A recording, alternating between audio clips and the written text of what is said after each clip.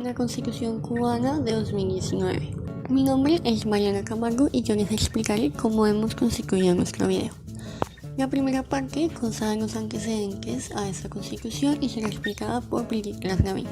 La segunda parte consta del proceso de aprobación de la Constitución y será explicada por Camila Martín. La tercera parte consta de los cambios que trajo consigo la Constitución y será explicada por Laura García y Camilo Suárez. Y por último, la cuarta parte consta de las críticas que se le han hecho a la Constitución y será explicada por María Avellaneda. Como antecedentes tenemos en primer lugar la Constitución de 1976 de Cuba, inspirada en la Constitución de 1936 de la Unión Soviética. Esta establece un Estado socialista con ideología marxista-leninista, con una organización en niveles nacionales y locales y es aprobada por el 97,7% de la ciudadanía. Esta Constitución sufre 3 reformas. La reforma de 1978, mediante la cual se cambia el nombre a la Isla de Pinos por el de Isla de la Juventud. La reforma de 1992, que sirve de base para dar paso a la adaptación de Cuba al nuevo orden mundial tras la caída de la Unión Soviética y que establece la elección directa de los delegados y diputados de las asambleas, el estado de emergencia, la restricción de la propiedad del Estado a los medios de producción fundamentales, la autorización para la formación de la propiedad mixta conformada por capitales extranjeros, la despenalización de la divisa y la regulación del trabajo por cuenta propia. La reforma de 2002, cuyo objetivo es reafirmar el carácter irrevocable del socialismo teniendo en cuenta 2 aspectos: la dirigencia del Partido Comunista de Cuba como fuerza política única y la preeminencia del Estado sobre la propiedad y la economía. Y en segundo lugar tenemos las transformaciones después de Fidel, que consisten en la entrega de tierras no productivas a personas naturales y jurídicas para la explotación de las mismas, la autorización de compraventa de viviendas, la reordenación laboral del país con el desplazamiento de trabajadores del sector público al privado, la Ley de Inversión Extranjera de 2014 que autoriza su aplicación en todos los sectores menos en la educación y la salud. Con todos los antecedentes descritos podemos evidenciar los cambios que se van dando a nivel jurídico, social y económico en Cuba, de manera que se hace necesaria una reestructuración y reelaboración de la Constitución a fin de plasmar el contexto actual en el documento. ¿Cómo se aprobó la Constitución cubana de 2019?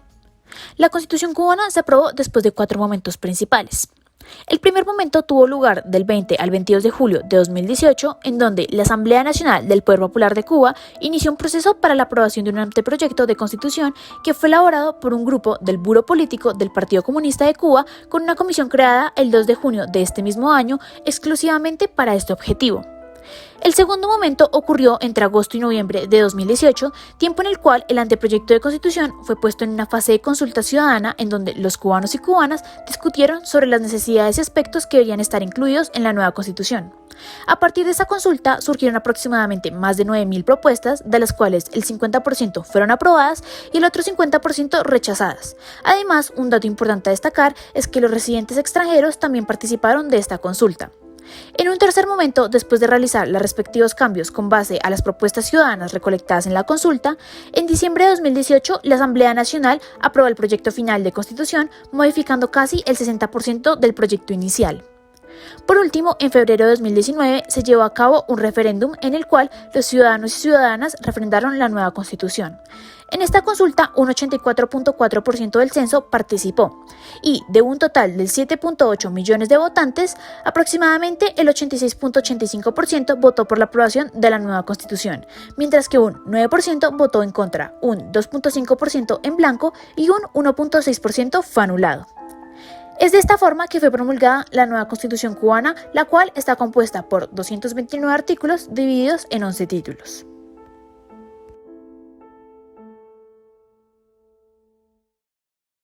Con respecto a los cambios que trajo la Constitución, en un primer momento encontramos valores y principios constitucionalizados. Estos pueden significarse en solidaridad, dignidad humana, igualdad, así como el bienestar y la prosperidad, tanto individual como colectiva. Estos valores se aprecian de manera transversal en la regulación constitucional, en los fines esenciales del Estado y en particular en los derechos humanos. Entonces, los procesos de creación y de aplicación del derecho habrán de tenerlos presentes en todo momento. En los referidos a las relaciones internacionales, estos pautan la recepción del derecho internacional, que aportan coherencia al ordenamiento jurídico, a la vez que modelan la aplicabilidad de las normativas y contribuyen a la seguridad jurídica. Otro principio necesario y que se ha incorporado para regir en la esfera de lo público es el de la transparencia en la gestión del Estado y la administración pública en los diferentes niveles de la organización territorial. Por último, un importante principio incluido es el de la supremacía constitucional. Si la tutela constitucional es la primera garantía jurídica de la organización básica de la vida en sociedad, la preservación de esta supremacía constituye la garantía de garantías.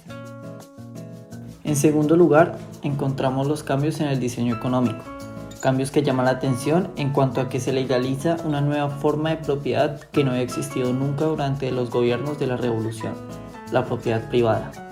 Con este nuevo tipo de propiedad se reconoce el papel del mercado en la economía cubana. También se abren las puertas a posibles inversiones extranjeras, inversiones que al igual que la propiedad privada y la nueva importancia del mercado, irían en contravía de los principios socialistas de no existir un Estado fuerte que controle y supervise la ejecución de estas nuevas medidas, evitando que éstas se conviertan en un estímulo para el reclamo de nuevos derechos civiles y políticos. En tercer lugar se encuentran los cambios en el poder. Allí se produce una reforma del Estado, tanto en la organización del poder central como también de lo local, y se mantiene un aparato estatal con órganos de representación muy grandes, con sesiones breves, poca permanencia como plenarios y una práctica de funcionamiento asentada en una gran concentración de los núcleos de dirección.